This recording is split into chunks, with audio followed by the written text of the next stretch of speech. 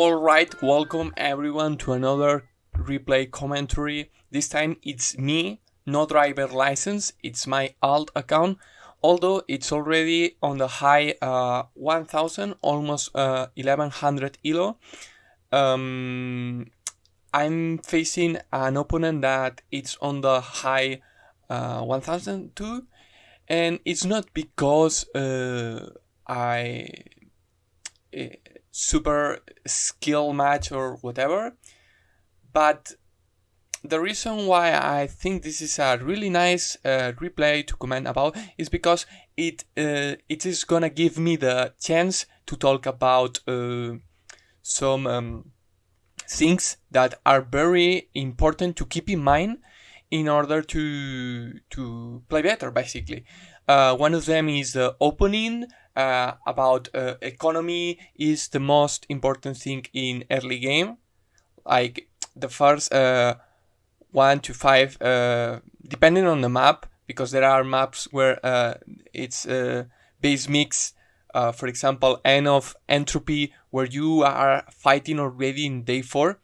But economy is really important because it means if you rush contested properties, you basically are foregoing vehicles. You will delay your vehicles for 1 or 2 turns, and then if you delay your vehicles but you rush the contested properties, then you are not gonna be able to hold them because you will be on inferiority.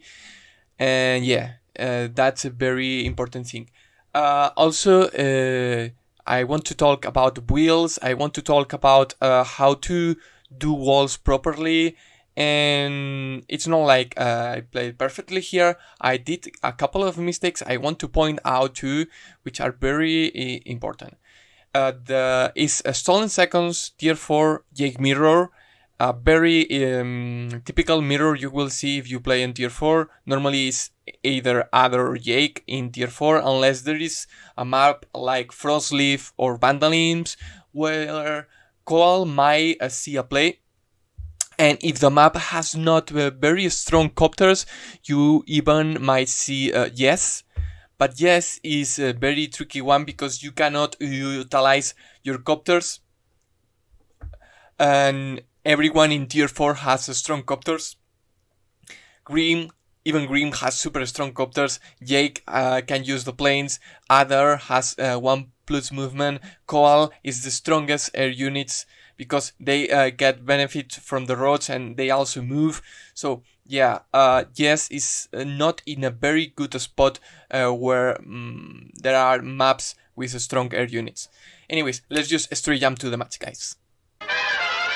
So I was saying that this match, I always mix the words. It was a very good opportunity for me to talk about opening, economy, etc. As you can see, it's day 3 and I opened my Recon, classic Recon day 3, and I capture this property directly because it's the most immediate one. Yeah, you can also go for this one and will allow you to do the chain cap, but this one is more valuable because basically you are getting 1k more, and then you have to go for this one for the chain, and then you can go this way or maybe a second infantry to the south. But my opponent opted to rush the mountain, and let's see where he's going. Also, he didn't cap this one neither, so he's losing 2 income already. Yeah, he is gonna get them right away, but that's 2 income on the early game, and that might be the difference between a tank or not. And if you don't have a tank ready to answer my Recon or my tank, that's you being behind.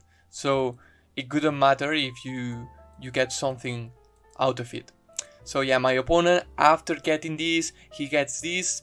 Yeah, but I have my Recon ready, and I'm planning to control this area, or at least see what my opponent does. But very important, respecting my opponent base range, like 1, 2, 3, 4, 5, 6. So this area is a no-go zone. I can go deeper than that because it will be in range of his 6 movement tank. even though he's not likely and he doesn't want to build tanks on his weak side, it's a possibility. And if he senses that I'm going to be aggressive with a recon on this area, he might answer and cover the infantry that is sitting here with a tank. That's very important to do. Anyways, when I moved my recon here, I spot this infantry and I was like, very strange, because this infantry shouldn't be here if in a normal opening. This infantry should be capping this. It should be the infantry that capped this city and then went to the north.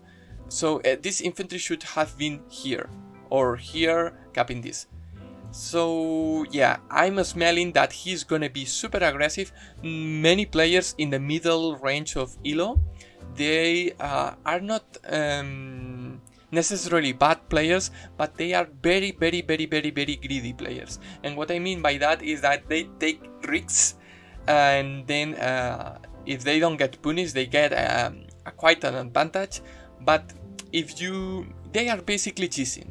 So if you are able to stop that cheese from happening, if you do a solid opening, they won't get to you and they will lose the game by their own ways. So basically, I'm smelling him going for this property. So since I don't have vision of this property only with my recon or any infantry the next turn, I'm forced, well, maybe I can 1, 2, 3, 1, 2, 3, no, not even with this infantry moving.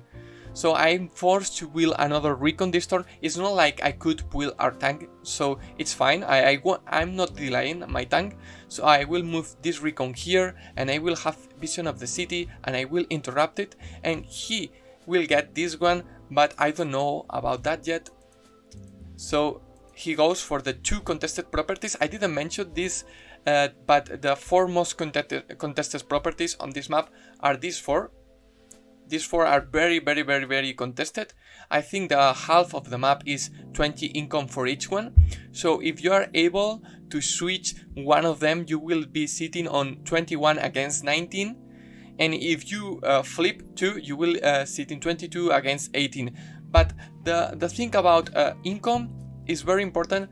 That more like being, oh yes, I'm richer than my opponent. No. It's more important that you hit a threshold of income or you make your opponent go below it. What I mean by that? For example, in a 3 bases map with an airport, the very important threshold to hit as a standard CO, it's 18, and that's why that's because copter plus tank plus 2 infantry is basically 18. So if you somehow are below 18 income, counting repairs, so if you are barely 18 income, you might be below that, you won't be able to do that very nice wheel that is normally the most safe one.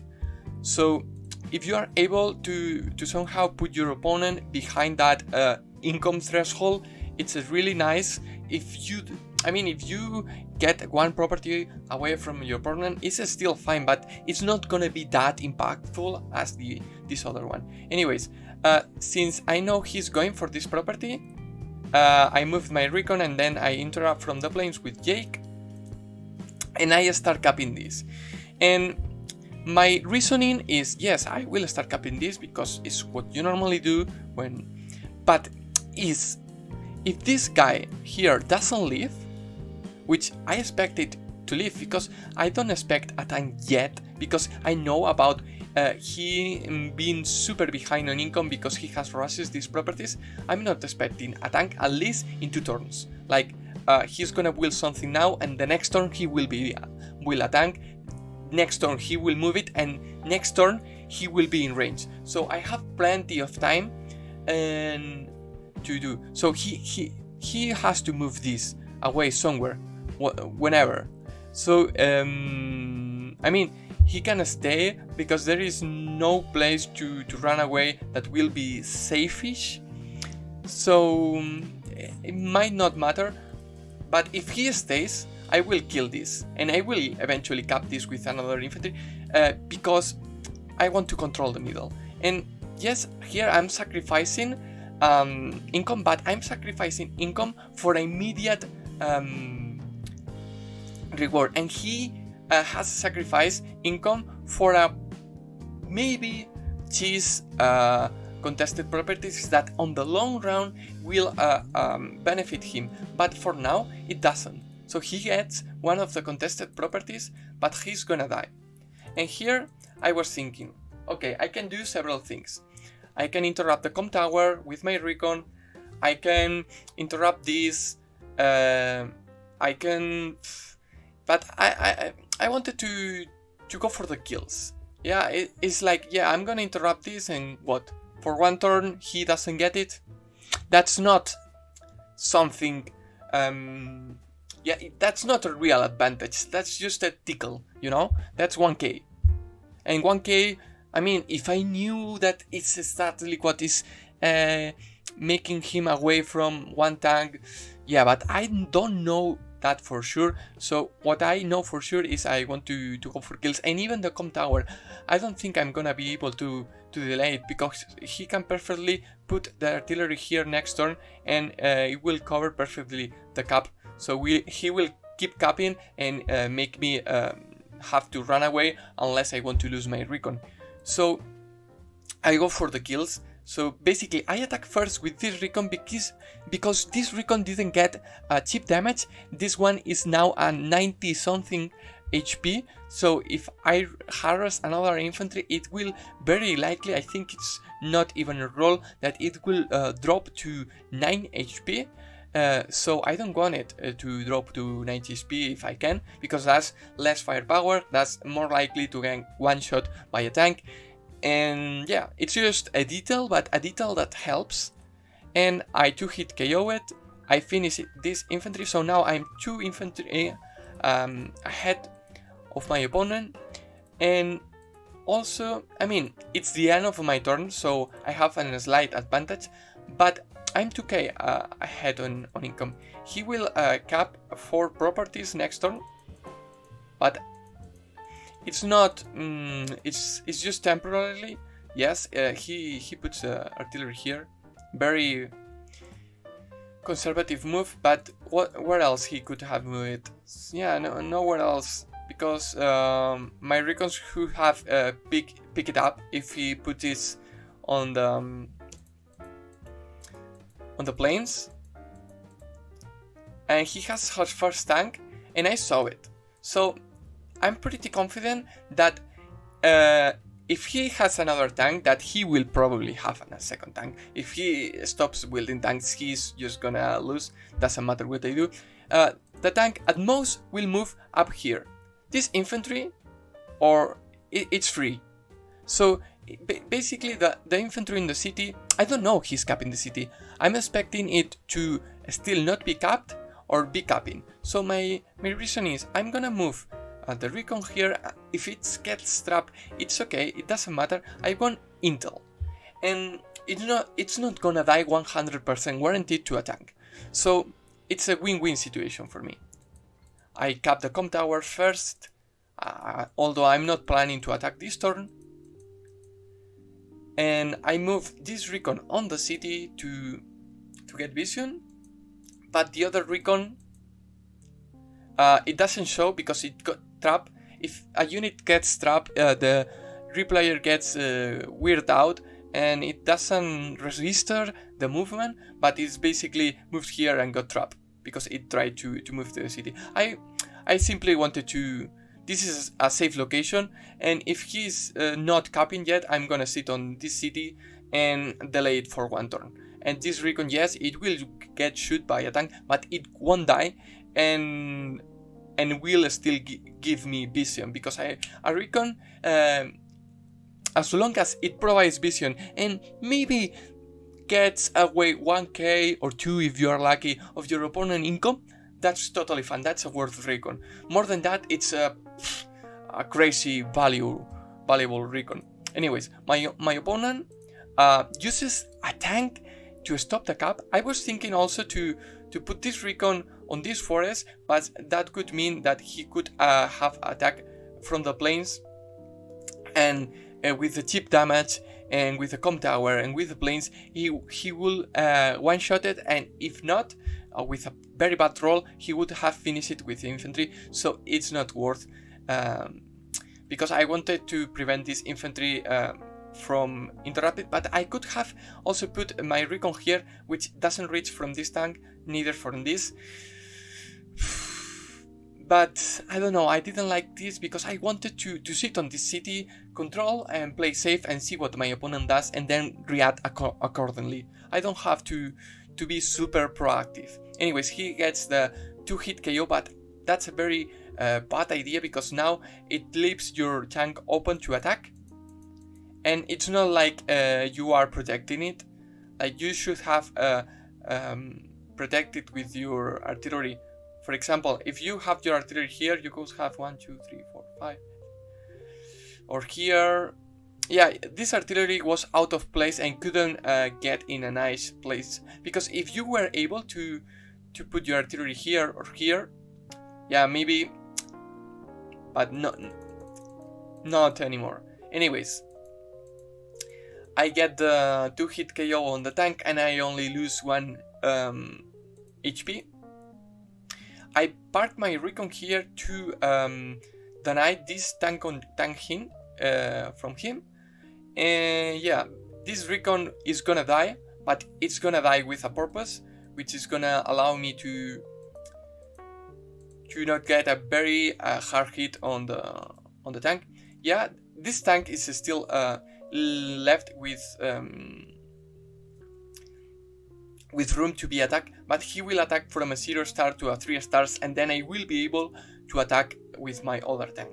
So I will be controlling the high ground, but he opted to go all the way around and kill the other recon instead, which is fine.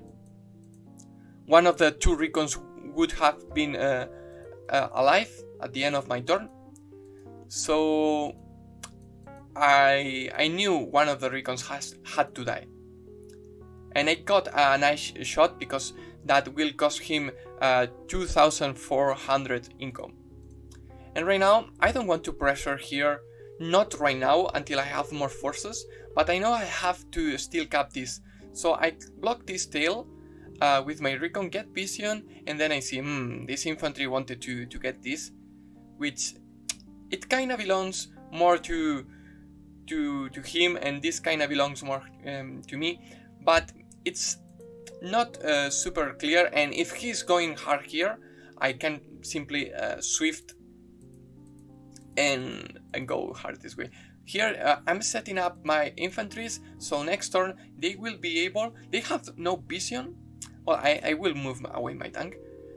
I have no vision of this at all, but I know that my opponent is in range of this for sure, and probably from these too.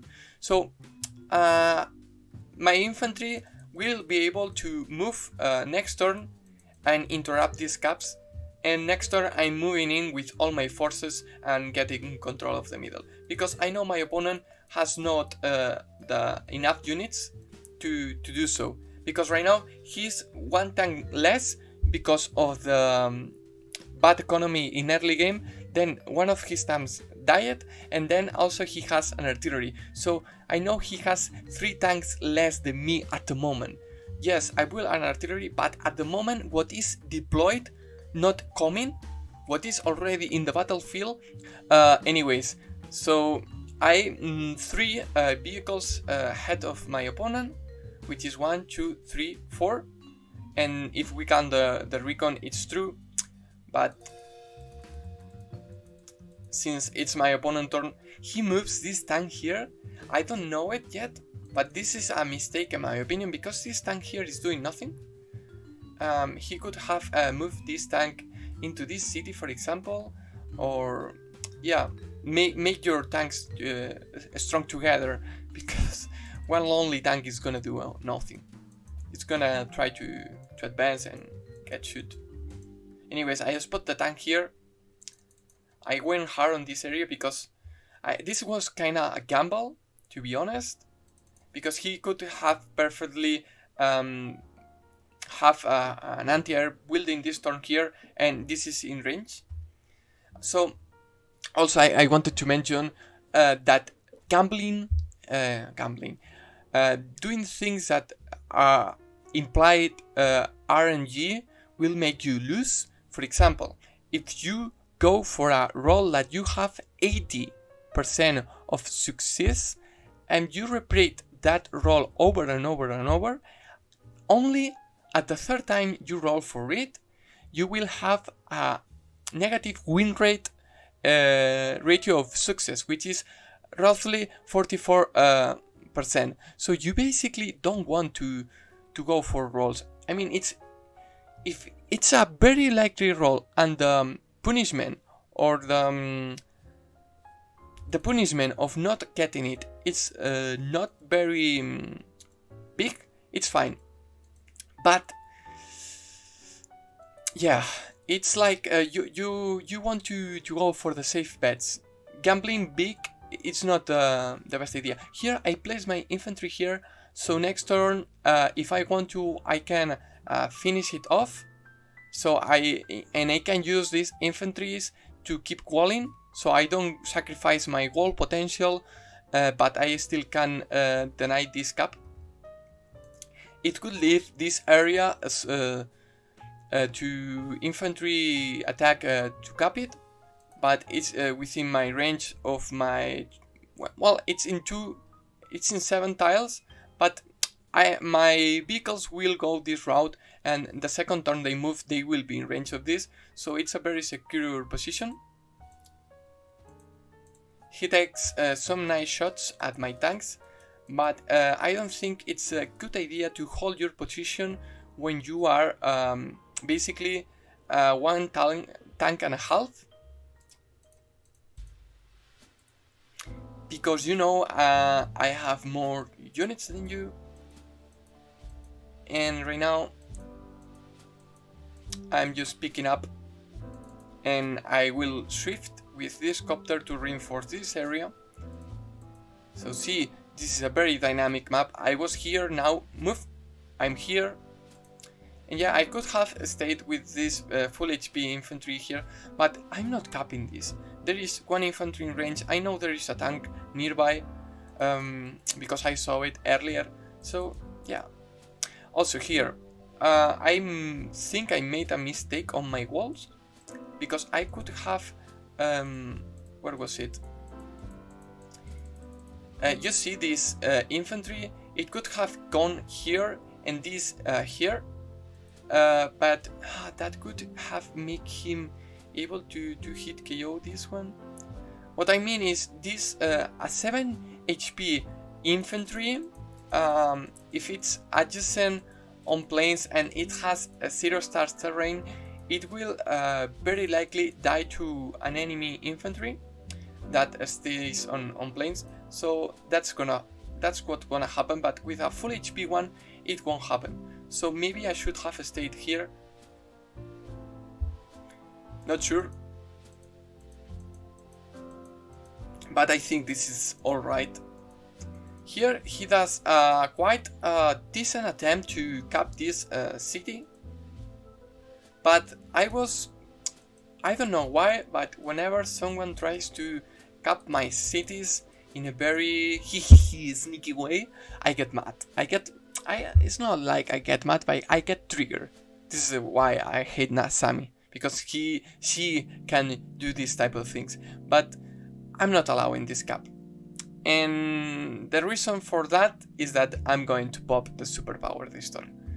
It could be the greatest superpower, to be honest.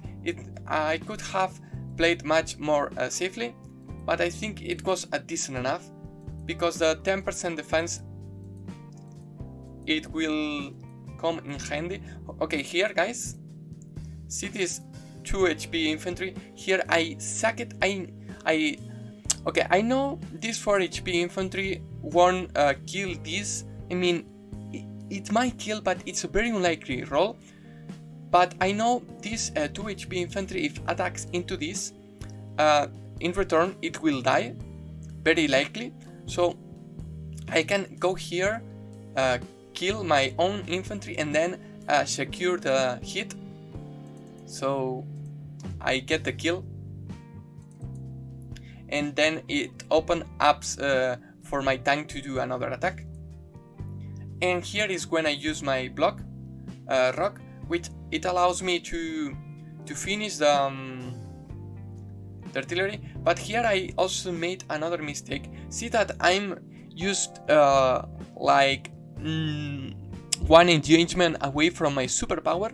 I could have attack with this tank first into the artillery, instead this tank into this infantry, so I might get the one shot into this infantry, but I didn't, so that cost me a kill.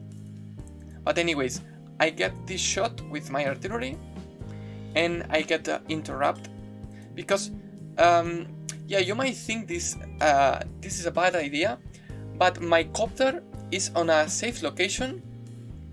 You will see now. I will wall it with my infantry here, so this is not gonna happen. And this is a city that I don't want to waste my resources to retake, but it will be very easy for me to keep it on my side and prevent the caps from happening.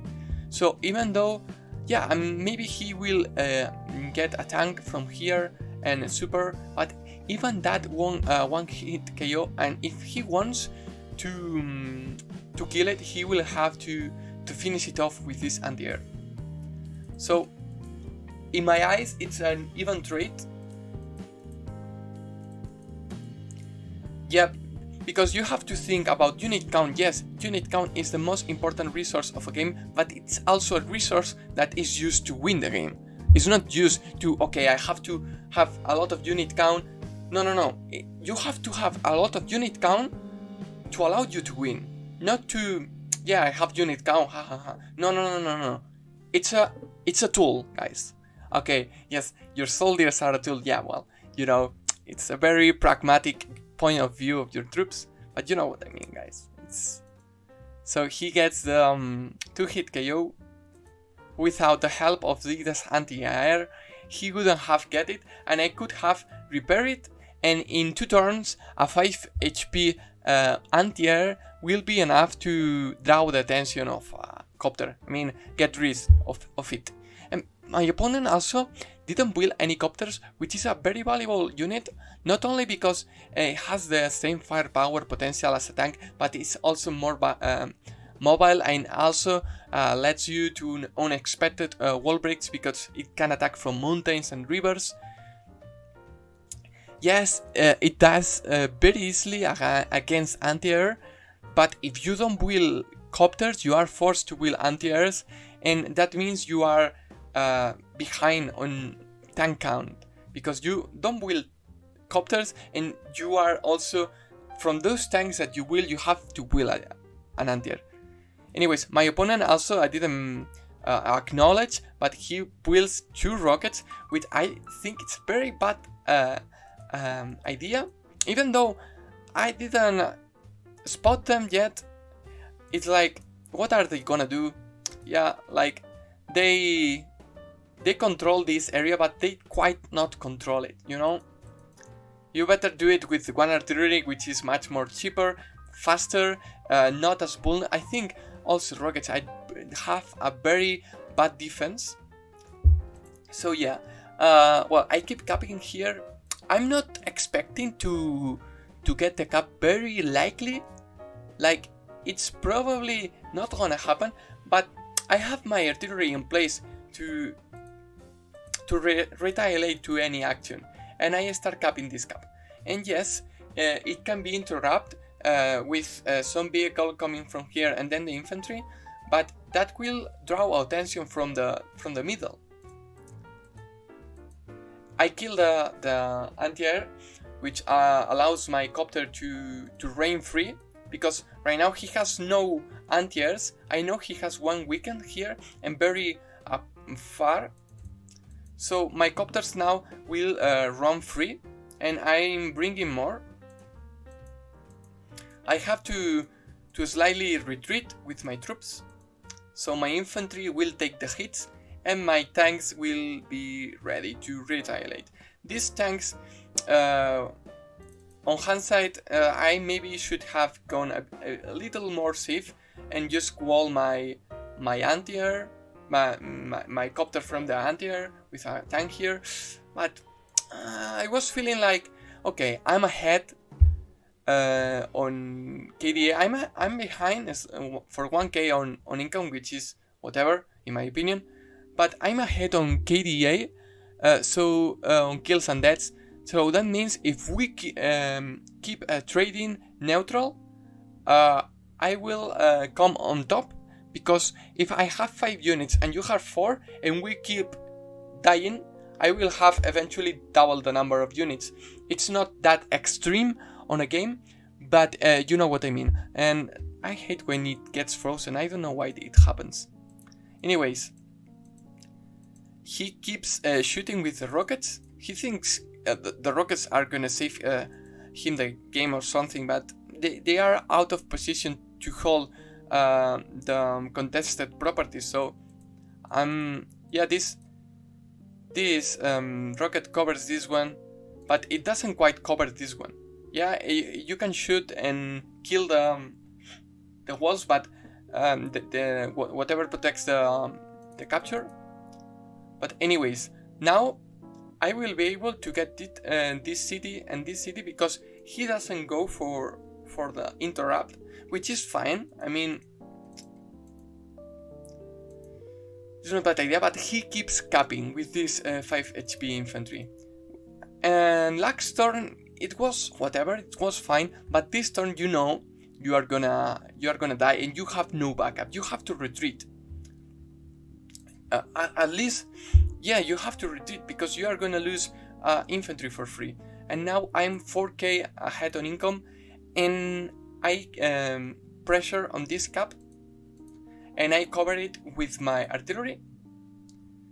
And I'm planning that if I get hit by something big, like a medium tank that I saw last turn, I'm gonna put my CO power. So I welcome him to attack me into this area. Yes, it's kinda risky because I'm moving unaware to the rocket range of this with the in the forest, but it's gonna hold, because if you look at it, it's a tank with 20% defense against a rocket. So you have to 2-hit KO it, but you won't be able to 2-hit KO it because it's on a forest. Or maybe you do, we will see. So he goes with the tank sacks, the medium tank sacks, the tank sacks, the two. So he has only two tanks left, and he sacks them to attack infantry and interrupt the cap. So that's a terrible move you do. You don't want to do that, because KD is more important than income. And he moves forward the rocket. So yeah, that's not a good idea. Anyways, so I was mentioning about doing the CO power. I activated beatdown and boom, 6 damage. I keep capping because I don't mind keep killing units that come to interrupt this, but I have to protect the artillery. But first of all, I finish off the medium tank, and I spot the rocket.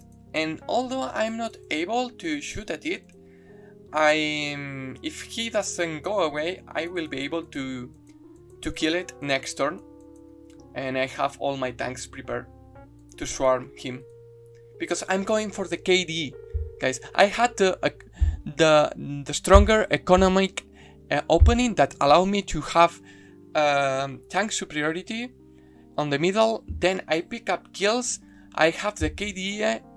Then I'm able to control the middle. I'm able to be ahead on income, but just because this the rush of these two properties, and also because the rockets will, instead of tank, double tank, that could have been 4 tanks instead of 2 rockets, or maybe 3 tanks and 1 artillery, because 1 artillery can do a lot of jobs. For example, here it's very protected. Yeah, it's vulnerable to air attack, but if you have 1 anti-air prepared to answer that attack, you are golden. Like, it's a very strong position, but I don't think rockets are very good, not as early in the game. If the game stalls out, like for example, you build your wall here, you start zoning out the enemy with artillery, maybe you might want to build a rocket to zone out that artillery, because the only instance where rockets counter artillery is when the two extra range come into place. And yeah, anyways, thank you for watching. I hope it come in handy and you could learn one thing or two on how to open maps. It's very important to have a very economic game plan for the early game, because if you try to be greedy and do a cheese, you will probably fall behind on income. Will translate in maybe a later tank than the enemy, which will translate in being behind on KDA, and then it will snowball out of control, and you don't want that, I guess. You don't want that. Anyways, thank you for watching. Bye bye. Cheers.